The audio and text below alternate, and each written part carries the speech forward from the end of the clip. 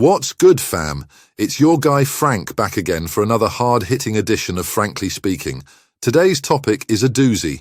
We're talking about the mind-bending world of gene editing and designer babies. Now, I know what you're thinking. Frank, this is getting a little Black Mirror. But hear me out, because this is some serious science fiction becoming reality type stuff. On one hand, we've got game-changing technologies like CRISPR that could potentially eliminate genetic diseases, extend human lifespan, maybe even supercharge our genes to create superior humans.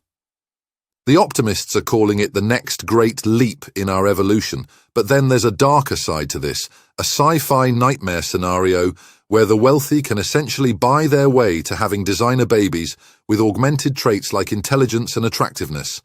A new frontier in economic inequality. Not to mention the ethics around deciding what genes get a proverbial edit or delete, who gets to determine which genetic codes are desirable. It's a slippery slope towards eugenic-style programming under the guise of human enhancement. So where do we draw the line?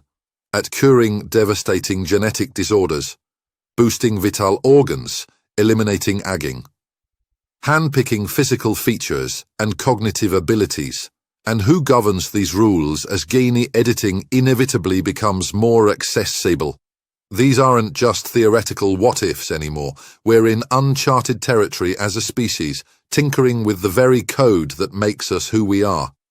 My take: I'm all for using gene editing to cure illness and perhaps extend healthy lifespan through reversing cellular decay, but anything beyond that starts flirting with a new eugenic-style discrimination cloaked in the sheepy name of human enhancement. We simply cannot allow the Kim Kardashian wealthy elite to essentially purchase genetic superiority for their offspring. That's a future of grotesque inequality that, quite frankly, I don't want any part of. These are just my raw, unbridled thoughts, of course. An incredibly complex issue with no easy answers. But one thing's for sure, we need to start having much more public dialogue around genetics and where we're headed before we create a real-life Gattaca society. So hit me with your thoughts. Am I overreacting, or do we need to slam the brakes before playing God with our DNA goes too far? I'll be frank in waiting.